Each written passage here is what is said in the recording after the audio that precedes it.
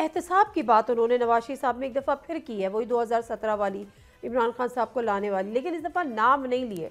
उनका जो नाम जो लेकर आए थे उनका एहतसाब हो।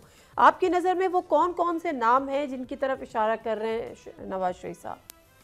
शायद उनके जहन में कुछ जर्नैल होंगे और कुछ जज होंगे, क्योंकि यही दो जो थे वो मेन जिनका किरदार था उनको हटाने में। तो जनरल बाजवा को तो उन्होंने एक्सटेंशन दी थी, तो शायद वो तो नहीं होंगे। जनरल फैज़ साहब का ऑलरेडी मार्शल जो कोर्ट मार्शल हो रहा है, तो उससे पिछले भी कुछ जर्नैल जो हैं वो हो सकते हैं। मुझे नाम नहीं पता, लेकिन होंगे उनके जहन में नाम। और जजेस तो वही हैं जिन्होंने फैसले दिए उनके ख़िलाफ़, चाहे वो जस्टिस खोसा साहब थे, साकब निसार साहब थे, जस्टिस अजमत शेख तो इस दुनिया से जा चुके हैं, जस्टिस एतजाज़ साहब से एजाज़ क्या एतजाज़ उनका नाम था। तो ये वो सारे लोग हैं जिनके बारे में उनका इशारा है।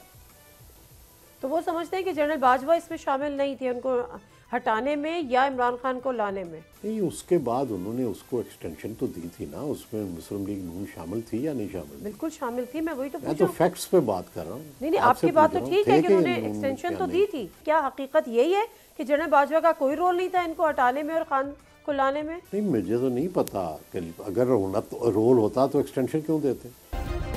सब्सक्राइब करें और बेल दबाएं ताकि कोई खबर रह न जाए।